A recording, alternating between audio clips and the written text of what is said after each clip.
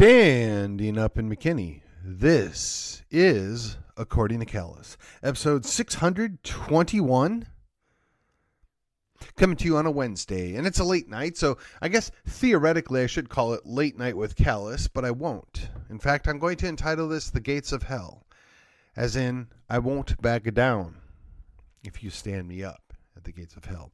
Before we get there, let me remind you the best way you can help me make a difference, grow the show, get heard, quite frankly, get us where we need to be. And I'll talk a little bit about that later today. So, like, share, subscribe.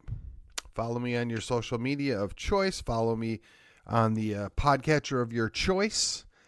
Keeping in mind, I have a page and a group on Facebook.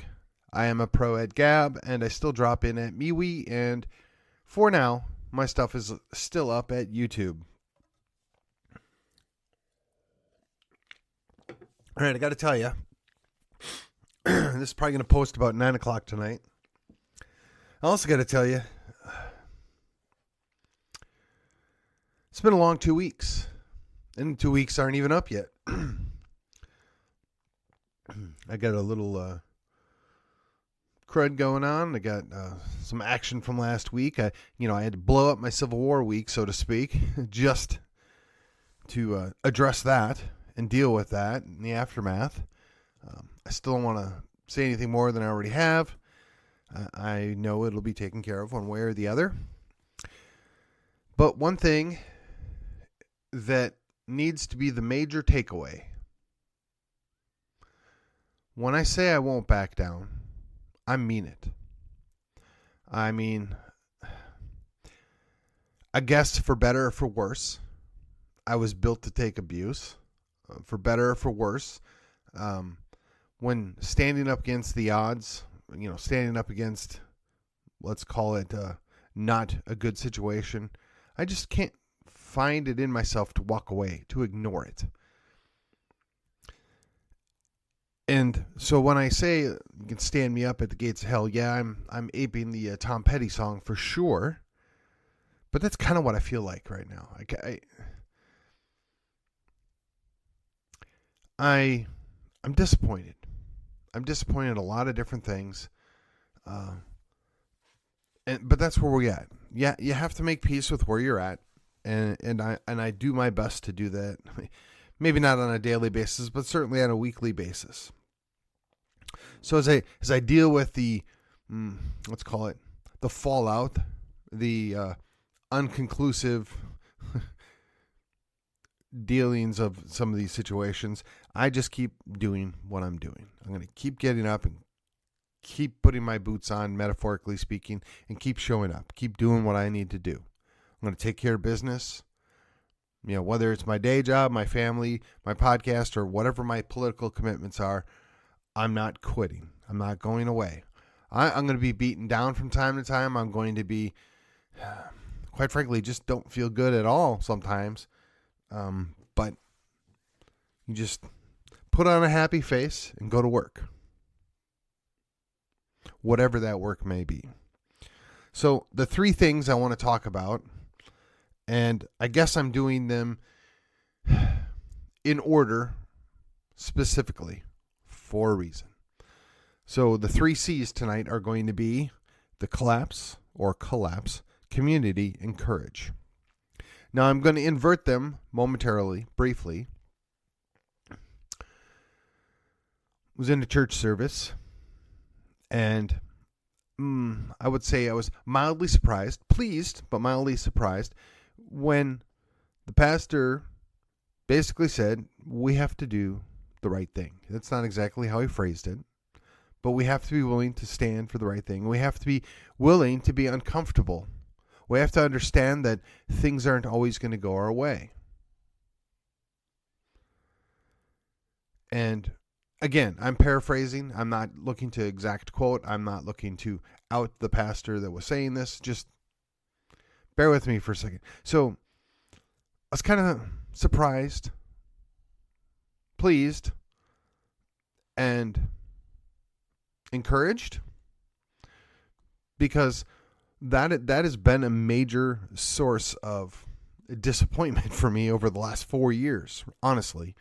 So that brings us to the first C, right? Collapse. Now, when I talk about collapse, I'm not necessarily talking about the global civilizational collapse. I'm not talking about, anything specific.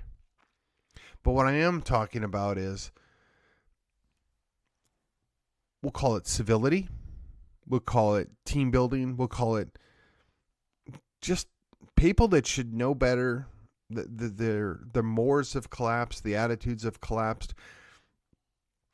And I'm trying to avoid the doom and gloom aspect of this because, look, there are other people that do podcasts on that issue that are far better at it, been doing it far longer, and actually have a lot of really good ideas. And if you're interested in that, you should go check it out. But that being said, when I look at the collapse, I'm looking at the idea that I'm an anomaly.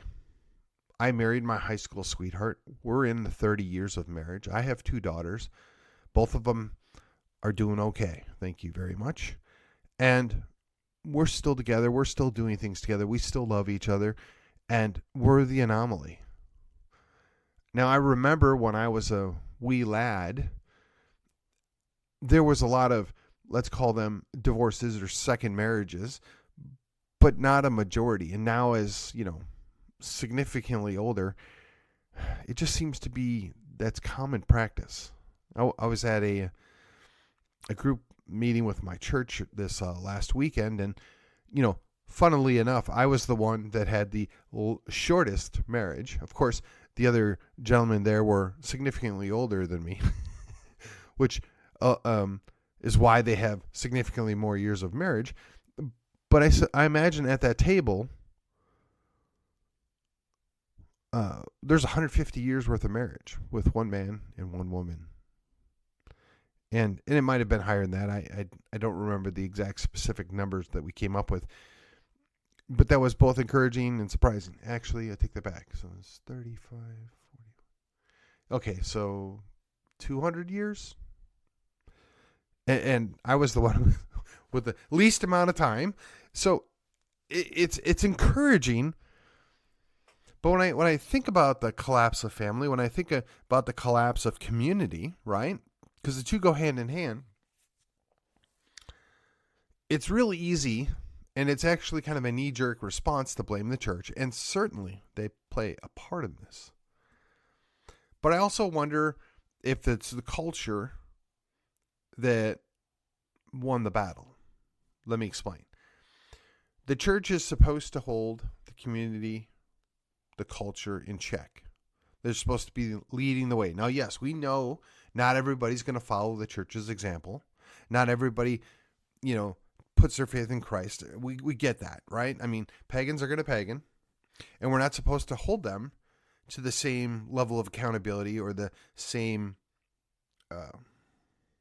responsibilities, if you will, that those of us that, made allegiance to Christ. That being said, there's a certain expectation that you play by the rules, that you participate in a culture that is distinctly Christian. Now, what is interesting to me is, for whatever reason, we're now the bad guys. That's the problem, right? Christianity is intolerant. Well, I guess they haven't met any Islamics yet. Christianity, it won't deal with dissent. Well, I guess they haven't dealt with the communists yet. Christianity seeks to oppress women. Well, I guess they haven't met either the communists or the Islamics yet. The inverted world that we live in, right, seeks to put the blame on Christian Western culture for all the negative things when, in fact, it's like both communism and Islamists said, hold my beer. Well, actually, the Islamists wouldn't be drinking beer. Hold my glass of water to the good Baptists, because they wouldn't be drinking either. And they just say, watch, we're going to show you how this is done. So in many ways, you look at this idea that we're barely replacing ourselves, whether it's Christians or non-Christians, just as a culture, as a Western civilization, we're not having children. The families have collapsed. And I think the outgrowth of that is a collapse of community because people don't care enough to have children.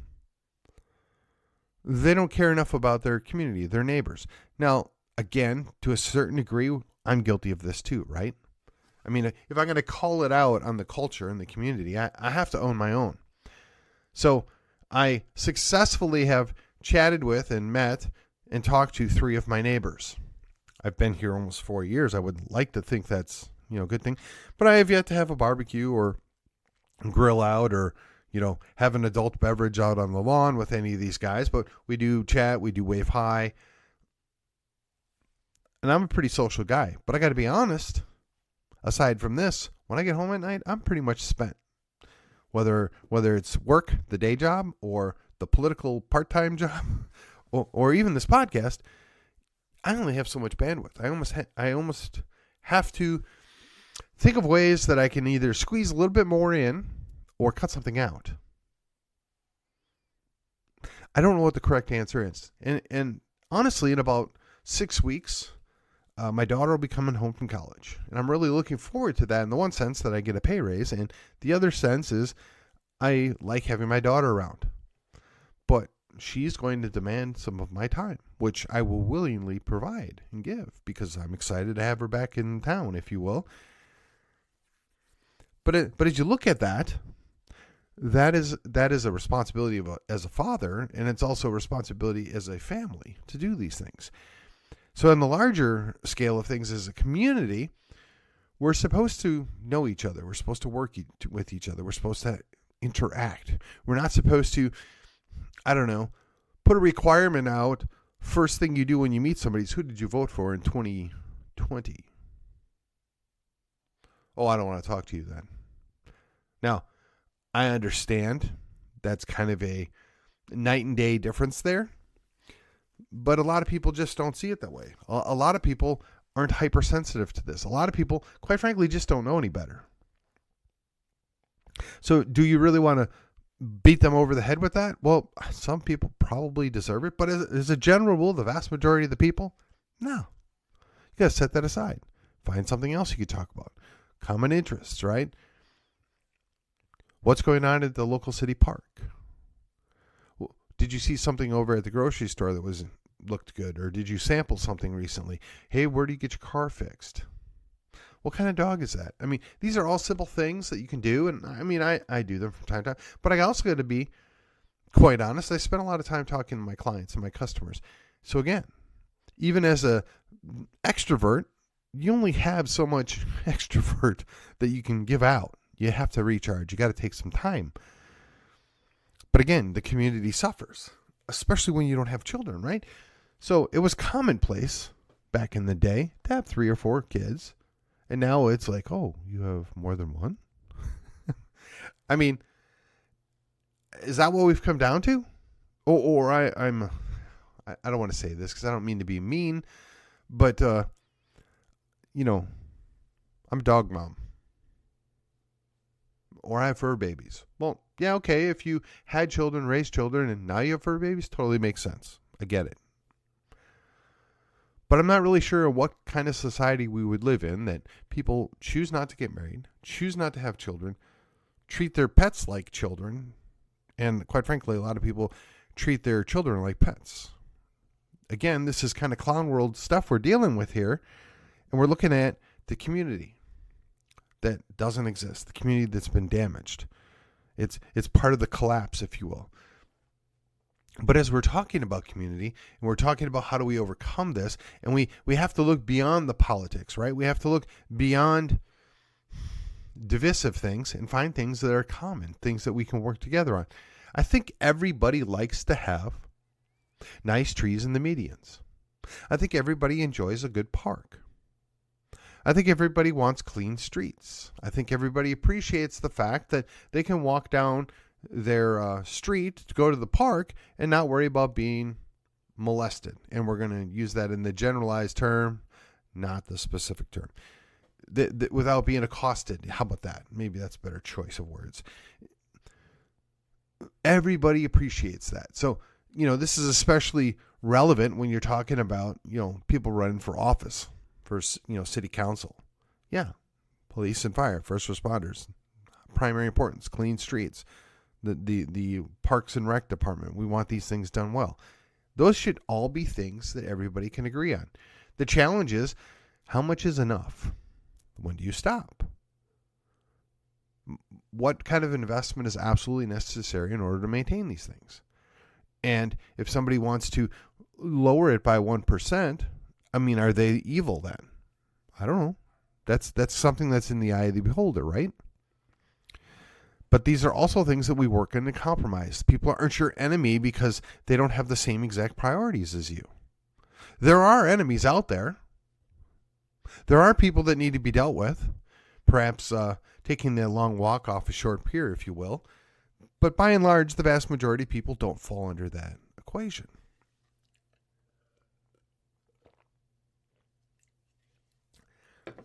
Now, the better question is how do you determine that? Where do you find that? Well, this is where courage comes into play, right? You're going to have courage to stand by your convictions. You're going to have courage to say what you mean what you say, do what you say you're going to do, follow through, and actually, quite frankly, hold other people accountable for doing that. And that's just at the simplest, most basic thing. But courage might also be willing to say, that's wrong, I oppose that. It might be willing to say, that's not what I saw, officer. That's not what I saw, pastor. This is what happened. This is what's going on here. Or this is additional information that might change your mind, might make you think otherwise. Or, yes,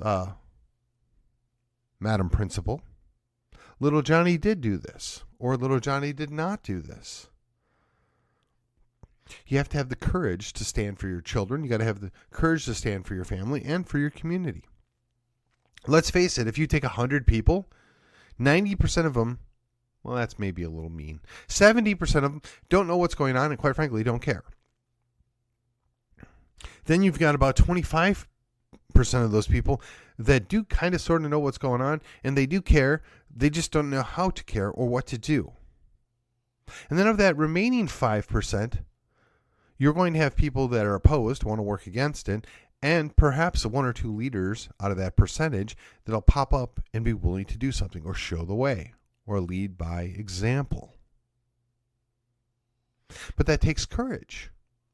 And in today's day and age, we punish people that have different ideas.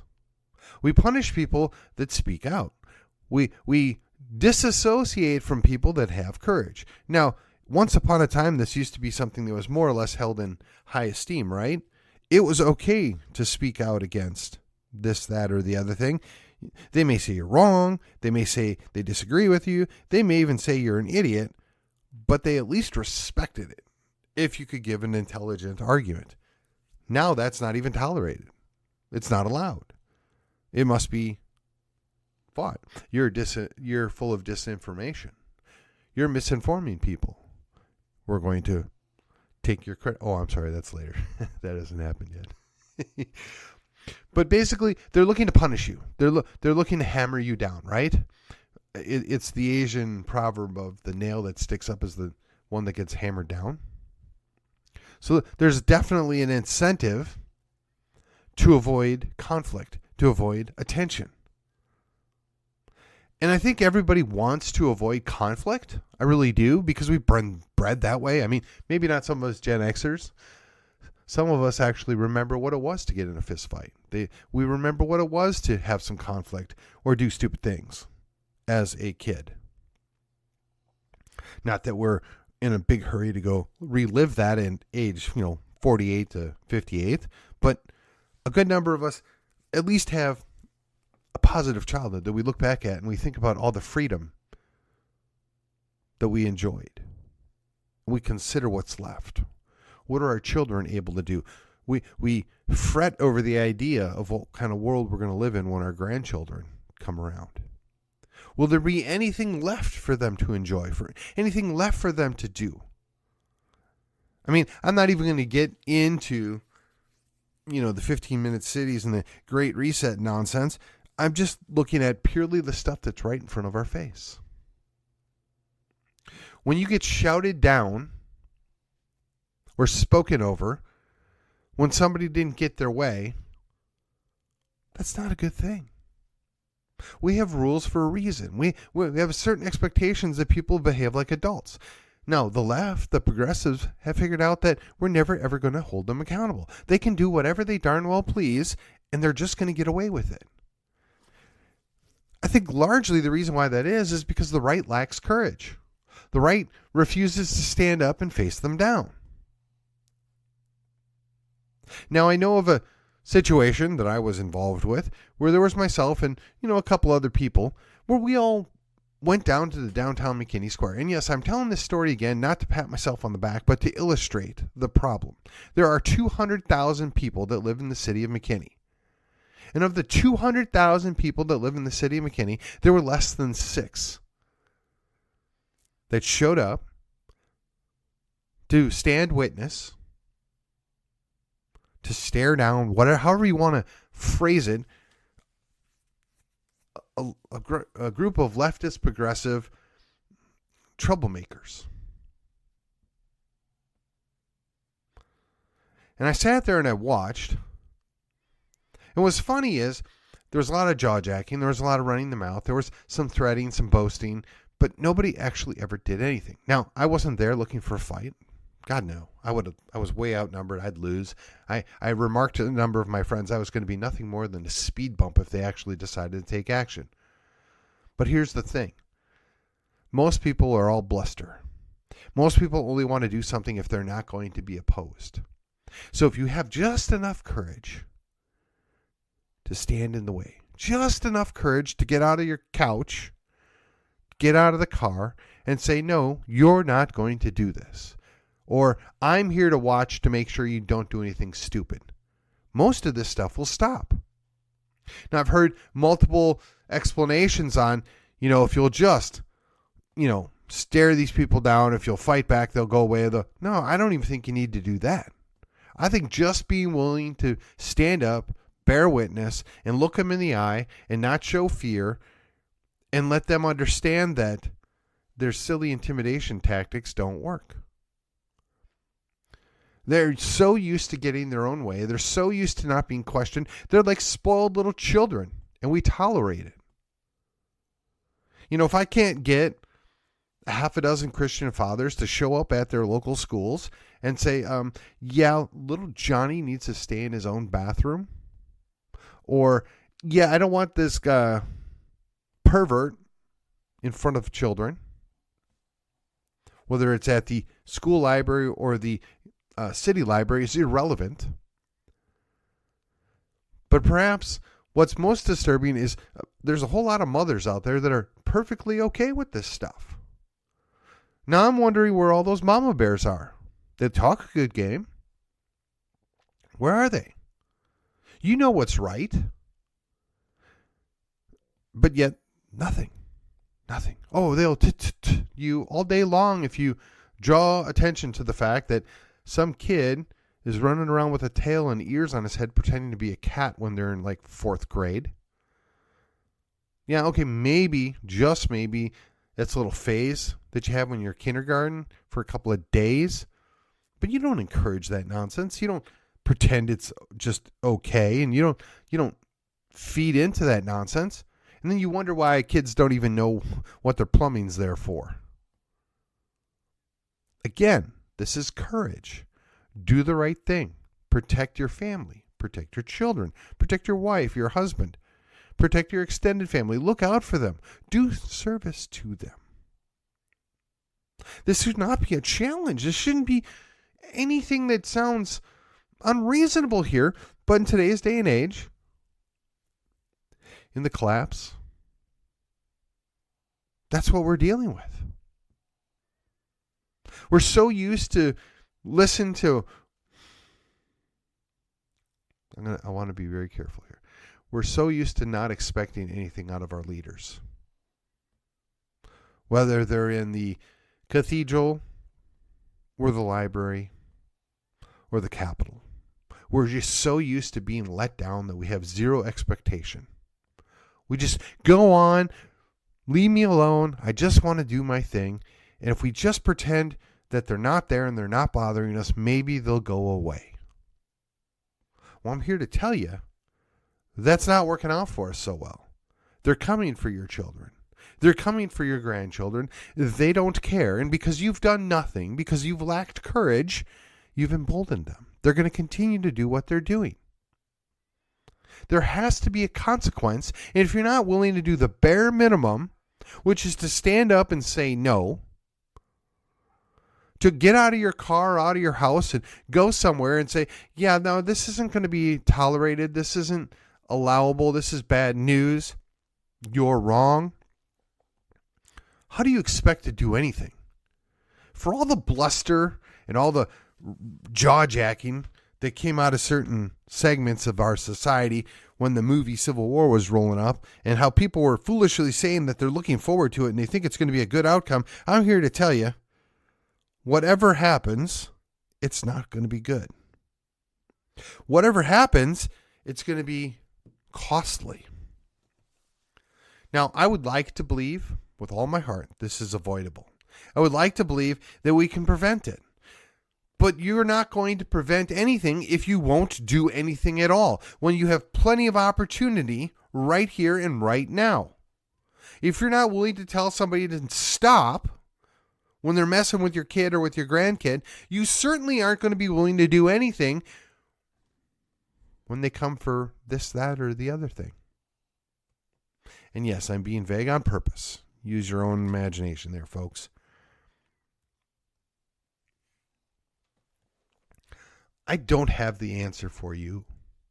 Your answer is going to be different from mine. I am not Colonel Travis. I'm not drawing the line in the sand. Or was it Barrett? No, look. Shame on me. I should know this. Especially being as pro-Texan as I am, I should really know this. But look, I wasn't at the Alamo either. I'm not putting you at the Alamo. But what I am telling you is we're in an observation booth. We're in an observation post, perhaps, and we're seeing what's going on.